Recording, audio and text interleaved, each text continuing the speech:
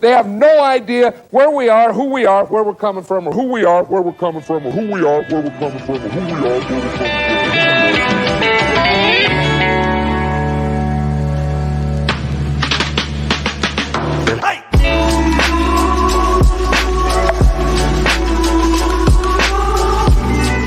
And this is the best of the best. Wow. That is football.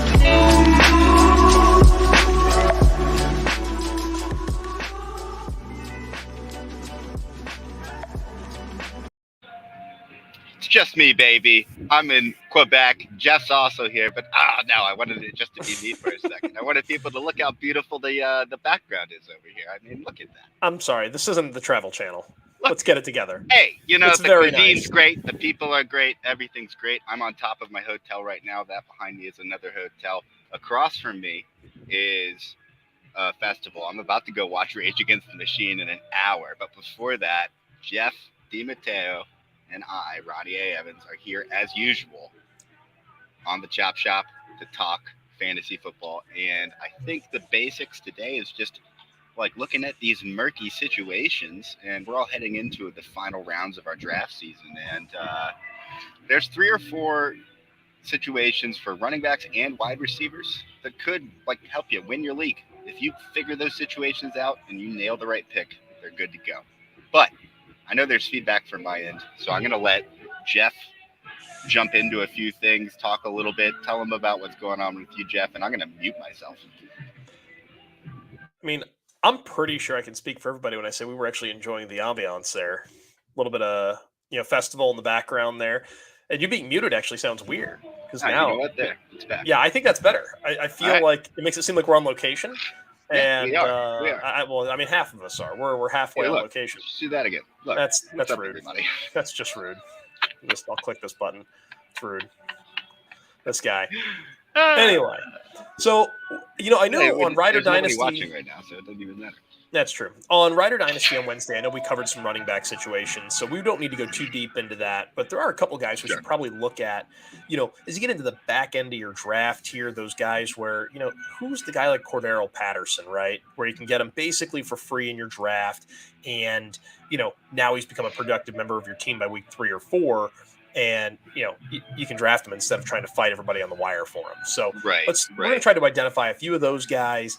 And then we also want to talk about those wide receiver groupings. We've got some really high profile quarterbacks with really questionable wide receiver groups.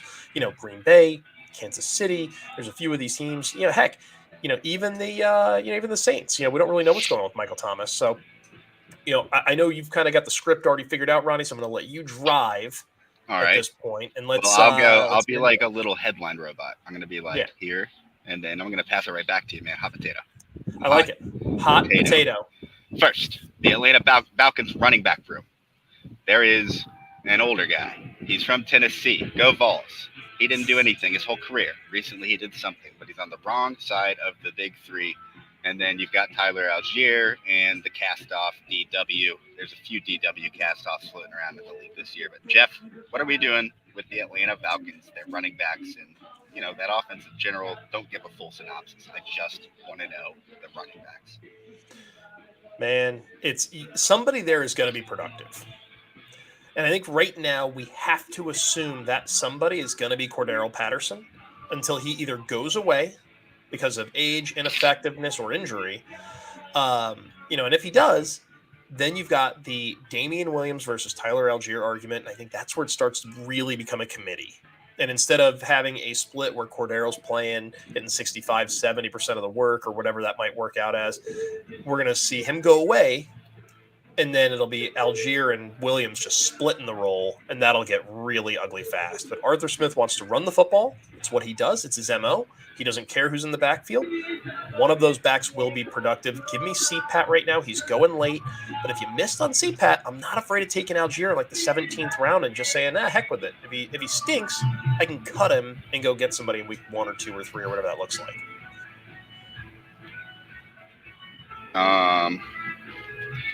All right, so I think that the most important thing that you just said was D-Will versus the Alligator. Yeah. Yep. Is that what we're going to start calling him? We should start calling him that. The Alligator. It's OC. Just came up with it. Yeah, that's heard it here first, folks. Yeah, Damian Williams, we haven't seen this guy play in 2 years. Let's call it what it is. He's never been an elite back. He had a couple big games for fantasy. He had one, I think, good season. You know what? This is not a guy we can lean on. He's going to be a spot use back, the alligerator, whatever you're calling him. The alligator. Alligator. Too much for me. I'm going to have to really practice that one in front of the mirror a few times. Well, it's already hard. Algier. You can't even spell it normally. Like, I feel bad for the average person. Average person, not smart. That's fair. Give me Algier, though, for the bulk of the workload, at least the functional workload that'll matter. Give me the goal line work. You know, if you're getting points for carries, you're getting points for first downs. Any of that stuff matters. Give me Algier. I'm willing to be wrong and miss and just punt on D-Will and let somebody else make that mistake. Give me the upside on the rookie. All right, fair enough. I think that I was hoping that's what you were going to say. This plane is flying up there. It says I don't understand French, but it's a beautiful language. I wish I did. Anyway, I've been saying Algier since pre-NFL draft. And, you know, I've gotten a lot of flack from people for it. There's people on the Gridiron Ratings team that have I don't love the prospect. I'll be very clear. I don't love the prospect. This is all about the positioning in the offense. And he may get a lot of work, but he may also get you only 3.5 yards of carry on that work. His volume may offset the lack of efficiency. This is not somebody I'm interested in for dynasty necessarily, because in another year, it'll be a different back in there, and this guy's going to get relegated to the bench. I'm looking at this as a redraft move. I can put him on a roster this year. I disagree. I think he's a better player than James Robinson. Okay. We'll see. He's a better prospect than James Robinson. Well, that doesn't take much. He wasn't a prospect with a very high grade. But James Robinson type players only come along once, every 6-7 years, where you get a guy that wasn't drafted, was nothing. Look at that. Look. I just want you to see this right here. This isn't the Travel Channel? That beautiful view. That is what life will be like if you draft Tyler Algier this year. You're making my soul hurt. Okay, so Algier, redraft, yes. Dynasty, nah, I'm good. I'll pass. All right, fair enough. I like Algier for dynasty, but not anything more than like a third round rookie pick. You know, and at that point, you're just getting people you like or don't. Let's go on to what's the next one? You want to do a wide receiver group or another running back group? I mean, you're the host, man. You do it. I'm just here to provide some takes. Kansas City Chiefs. Can't type right now because my computer's frozen. The Kansas City Chiefs wide receiver group. That's the look right there. What's the look? Like this. It's the big eyes, terrified look.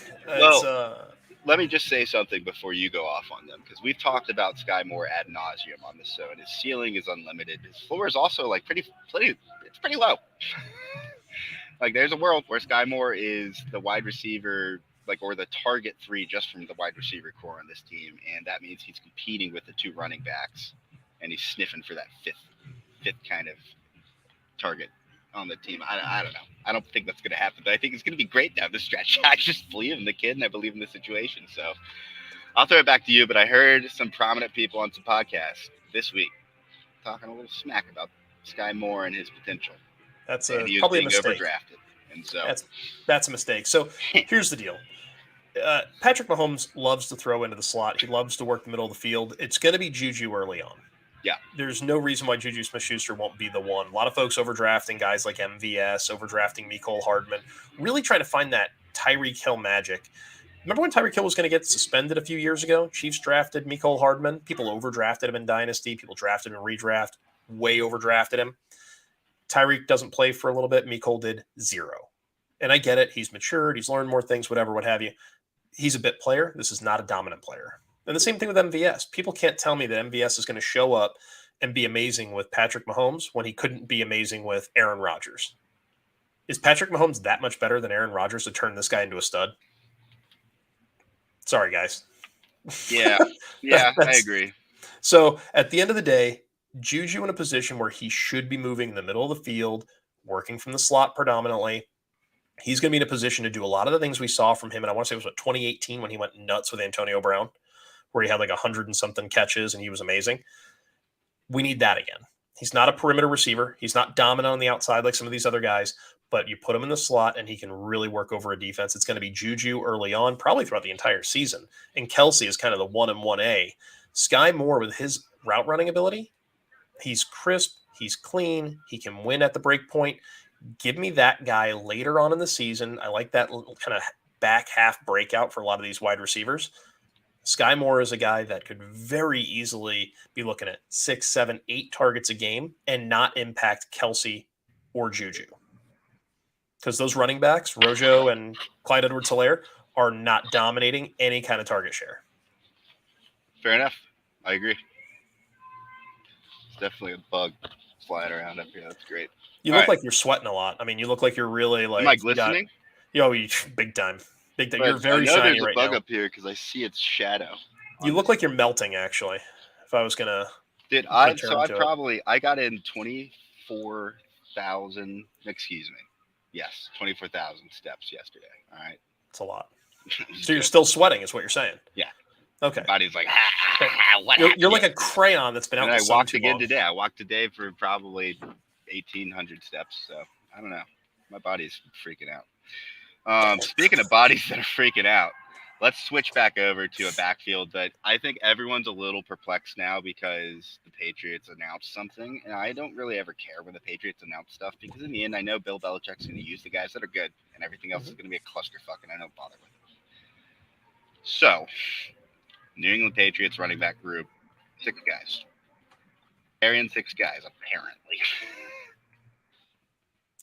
Look. Perfect. Looks like we're getting some love on your backdrop here, buddy. Check the comments out. But Patriots backfield is an absolute mess. We're going back to the good old days of Bellatrix. It could be Ramondre. It could be Damian Harris. It could be Kevin Harris. It could be Pierre Strong. James White will have a limited role at his age. This is a backfield I really don't want any part of. If you're forced into it, I think I want Ramondre.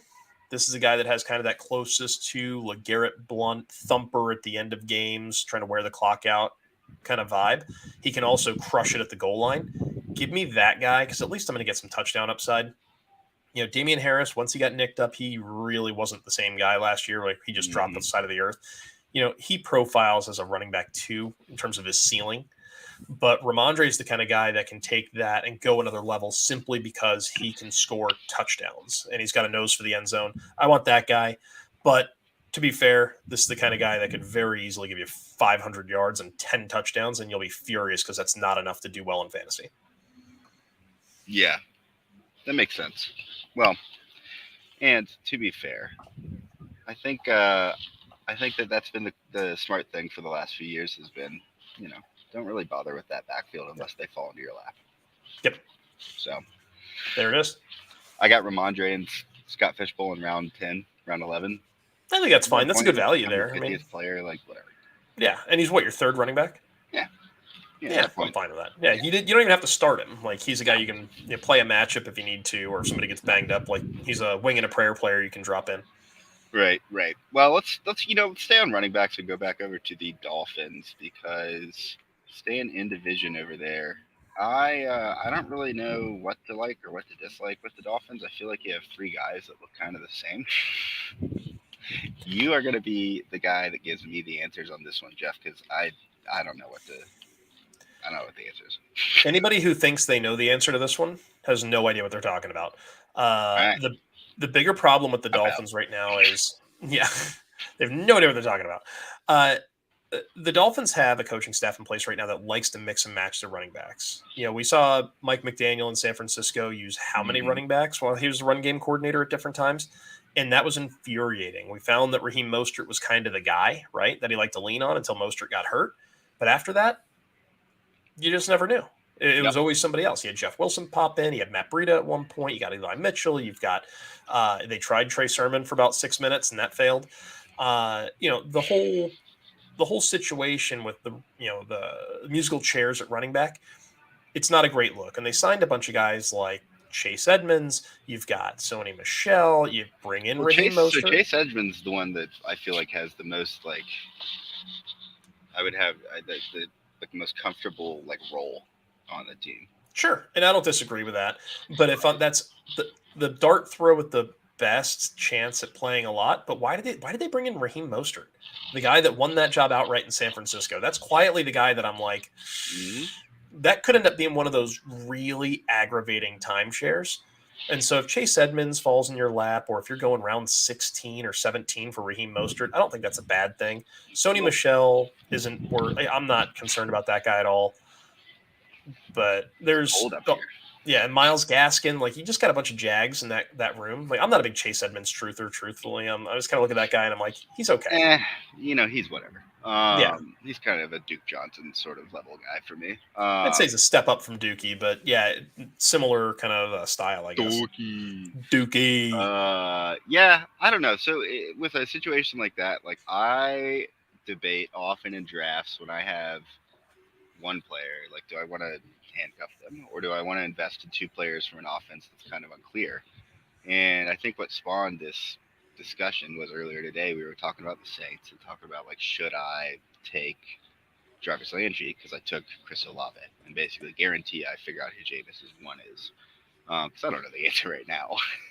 Sure, it could be either. But or maybe Michael Thomas throws the bandages off and decides he can play again.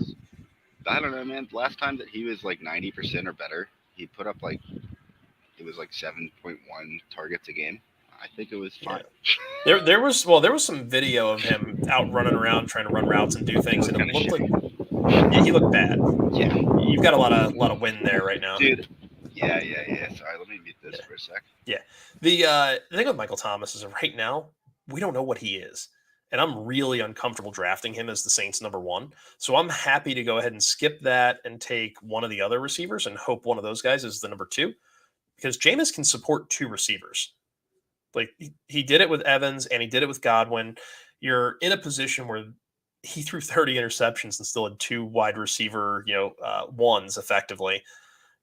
I'm not worried about Michael Thomas getting his, plus seeing some combination of Landry or Olave, if it's one of those guys, also being a stud. Yeah, I'm with you on that. And I think that Thomas is kind of he's the curveball in the situation. Or in the pitching rotation. But I don't know.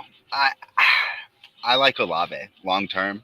Yeah, well, of course. I mean, so like if I'm gonna go with the guy that's gonna be valuable, I for example have seen two drafts happen that I've been involved in now, and Olave went before Landry in one and went after Landry in the other. So you kind of got to take the guy you want, and it seems like around 10, like that's as late as you can wait to take one of them. Then one of them will go, and everyone else seems to like just kind of wait for the next guy because both times. I've seen one go, and then it's not for another few rounds until the other guy goes off the board. And I don't know. Well, in your home drafts, you should be able to get one of those guys probably later than round 10, I would think. Some people might grab Landry just name recognition. But even if those two guys get pushed up the board, that means somebody else is coming down. If you're starting to see those guys get overdrafted, I mean, you might see a position where like Jameson Williams is suddenly falling down the board into round 14 for some reason. You jump on a guy like that. That's where you start to watch some of the situations. The Saints, it's a new head coach, right? But all of the staff is the same. Hey, speaking of Jameson Williams, let's double check something real quick. Here we go. 2 picks until I'm on the clock in the Scott Fish Bowl. If it happens during the show, I'm doing it live, baby. Do it live. Didn't you already take Jameson Williams though? Don't you already have him? Oh yeah, I already got him. Oh, okay. I was gonna say I got him too, and Jordan Vanek got him also, right? Our buddy Jordan. Yeah. Shout out to Jordan. He was potentially going to join us tonight, but he had some other things pop up right before the show. He had to go have some drinks with a buddy of his for his birthday. He's not a Quebecois, as they would say up here. I don't know what that even means. It just means not cultured enough for this. It just means somebody that lives in Quebec, of which like neither you and I are Quebecois either. I just like saying it. I think. All I know is that there was a hockey team in Quebec. It was called, was it the Nordiques? Or didn't they become the Dude, Colorado Quebec's Avalanche? sick. Yeah, I love it. I like it better than. Well, we've got a lot of. You like it better than Atlanta? Here. I like it better than Atlanta for sure. I like it better than most places I've been down in the Big 50. Just gonna put it that way. So. Just remember, every place is better when you're visiting. Well, you know what else is better is when you draft properly. And the last place we wanted to look at was the Green Bay Packers. Wide receiver room. The Aaron Rodgers anti-vax stimulus You had to immunized. go there, you had to go there. But the swagger through the roof. The quarterback that looks at the opposing team's fan base and says, "I effing own you." While doing a you kind of love it and you hate it. That's Yeah. for me. I kind of love hating the whole Green Bay experience. But now that Devontae Adams is gone, I don't know what to think. Jeff, what should I think about that wide receiver situation? So my strategy with the Packers offense in terms of trying to figure out the pass catchers is I've been taking all their names, writing them down in Sharpie, and putting them up on a dartboard. And then I stand back about 10 feet, I blindfold myself, and I throw a dart. Whatever name I hit is the guy I want to draft first. You don't think it's the Lizard King? It's not Al Lazard. Look. You don't like players from your schools. It's because I'm realistic in understanding how they actually measure up against the NFL. Sorry, just is what it is. At the end of the day, the Packers, somebody's got to show up and be the guy. I find it hard to believe that we're going to see 5 guys get 15% of the target share. Well, it just doesn't really compute for me. Somebody has to stand out. And so Christian Watson, the rookie, super athletic. I just find it hard to believe the rookie getting on the right page with Rodgers on day one. So he's off the list. I'm going to check him off. You've got Randall Cobb, restructured his contract to stick around. After he got hurt, he wasn't overly productive. Like, this is a guy, he kind of was, he had a couple 5-6 target games that were okay. But he's not what he was, right? We've got Sammy Watkins, another proven veteran, but he's been more named. You have the Lazard. Stop. And the Lizard. Now, you got Sammy Watkins right now as the guy where he's the veteran dude, chain mover on third down. He's a great number 2. I don't love him as a number 1. They're going to have to figure out ways to get him open. And with the current roster construction, I find it hard to believe he'll be working from the slot to get any kind of mismatches underneath. So he's probably not the guy either. So that's bringing us down to Lazard, who I think they're going to funnel some passes to him, but due to his lack of ability to separate and get open, he's not going to be effective for fantasy, which brings us down to running backs. Aaron Jones, he's going to get some targets. Bobby Tonyan. Aaron Jones through the roof. I think Bobby Tonyan's going to have something to say about that. He might actually have a bit more of a role than we've seen in the past. I don't give a fuck about Bobby Tonyan. He can do whatever he wants. Josiah Aaron Jones is going to get his shit done this year. We'll see. I don't know how many my passes language, everybody. I'm in a French country, so I have to use French. Goodness gracious. But yeah, the expectation here should be that the Packers before week 1 are going to add a receiver. Yeah. I find it very difficult to believe that we're going to go into this season coming off of 2 really strong campaigns with no legitimate wide receiver 1. But I'm happy to take a swing on any of those guys we mentioned, though, after the 13th round. If you're just sitting there and you're throwing a guy on your bench, there's worse options than grabbing one of the guys attached to Aaron Rodgers. Well, I would agree with that. Like, you could swing and try and shoot for the stars for a guy attached to, like, Geno Smith. Which, is it the only guy I want? DK? It's DK. It's only DK. And I don't, there's no, and even then, I don't know that Geno's going to win that job. Well, if it's Drew Lock, then it's probably still DK. I think it's worse for DK, though. Yeah, that whole situation. Drew Lock's going to throw the ball to the turf or to the ceiling 50% of the time he throws it at DK. Here's what's going to be funny. When the 49ers can't trade Jimmy Garoppolo, and they cut him, and he says, I want you to cut me. And they're like, you know what? We can't have you here because we got to make sure Trey Lance has this team. And they cut him, and Seattle signs him. And he walks in and takes that job. And then suddenly it's Noah Fant season. Oh, my goodness. To be fair, I think he's going to Cleveland. I feel like Jimmy's going to go to Cleveland, and it's going to save guys like Amari, and it's going to save Njoku and some of those guys. Dude, what if he went to Cleveland and just balled out? Jimmy could go to Cleveland ball out, take them deep into the playoffs, and he'll be right back where he is now, sitting around trying to figure out who wants a guy that's been to a Super Bowl, been on a few playoff runs, and no one's going to want him because he'll be 31 years old and he's going to be effectively viewed as a bridge quarterback. Yeah. And so, but we need to know what's going on with the whole Deshaun Watson situation. We're going to find out more on the 1st. So we're 2.5 weeks from getting some finality, I think, on Garoppolo. I find it hard to believe they're going to walk into week 1 of the preseason with Garoppolo and Lance on the roster. Yeah. I'm about to tweet this Scott Fishbowl group I'm in because I want to close out this episode here in the next 10 minutes or so. But I want to make my pick, but I don't want to say who I'm going to pick before I pick. Do you think they're watching? There's 3 people watching, and let's be clear, one of them's your mom. No, she's off. She hopped in to say hey. Oh, okay. Classic mom, gotta love it. Probably. I hope that whoever's watching is having great drafts. Oh, same.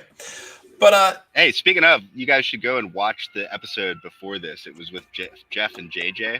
They talked about the tight end overdose strategy is what I would call Jeff did. People are calling it the tight end bully strategy, which is a silly name for it. But hi, Ryan.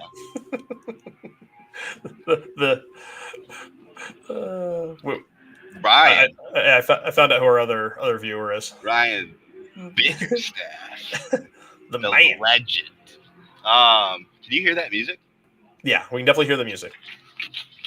I'm gonna need you. So I'm about to go watch Rage Against the Machine. Oh, the Machine? Can't speak. Wanted to make sure I burped too, just to make it all happen. Worst episode ever. Listen, right man, here. I want to explain that last night I went to a wine tasting. Then today I drank 3 Coca-Colas and walked around a bunch. I probably walked up and down 1.5 miles of hills. Was there rum in those Coca-Colas or what? Because you're sloppy tonight. No, I know. That's what's fascinating about it is I think I'm just exhausted and I'm burping, man. I got some of that corn syrup. You look like a half-melted crayon right now, so... I look beautiful. How could I not look beautiful? Look at this. Look at this. Look at this view. Look at. Hey, everybody. Get out of the players that I said to draft. Get out of the shot and it would look way better. No, I'm just messing with you. All right. No, it's true. What else we got? The most photographed hotel in the world. Yeah, dude, did you photobomb some of the Instagram models that were out there? I tried to, actually, twice. There was one woman, it was a mom. She was walking with her kid in a stroller, and she was, doing this whole thing. Going the Zach Wilson route. I was Bonjor! And she looked at me like she was going to stab me. I mean, I'm impressed with your going the Zach really Wilson funny. route, if we're being topical. Go. Zach Wilson? Oh. Yeah, you're going after the Zach Wilson route there, going after the mom. Yeah, that's fair. Well, I think what I'm going to do at my next pick here is probably pull the trigger on a position. Nobody cares. A position that plays fantasy football,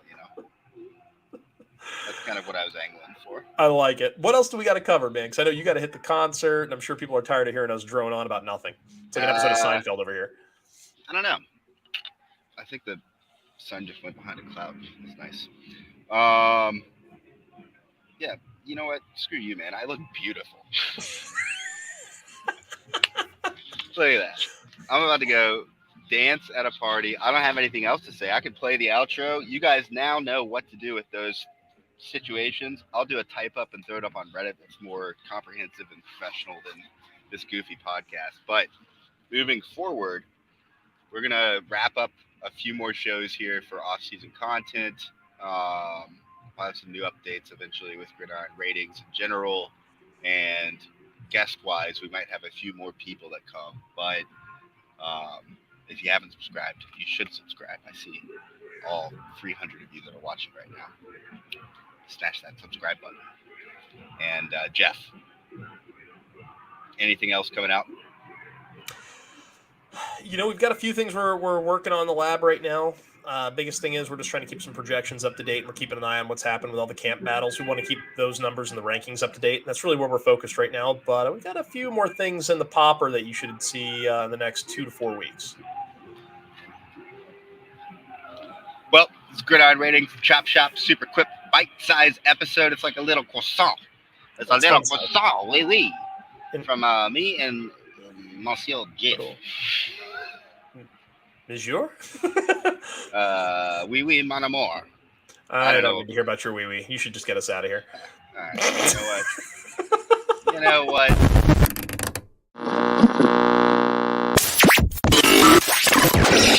They have no idea where we are, who we are, where we're coming from, or who we are, where we're coming from, or who we are, where we're coming from, or who we are, where we're coming from.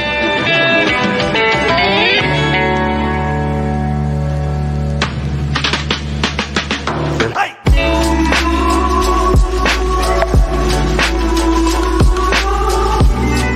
And this is the best of the best. Wow. That is football.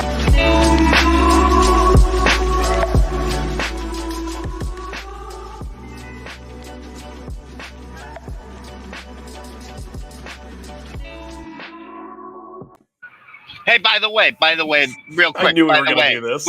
We're up here in Quebec City, Jeff. You can eat a croissant. You can eat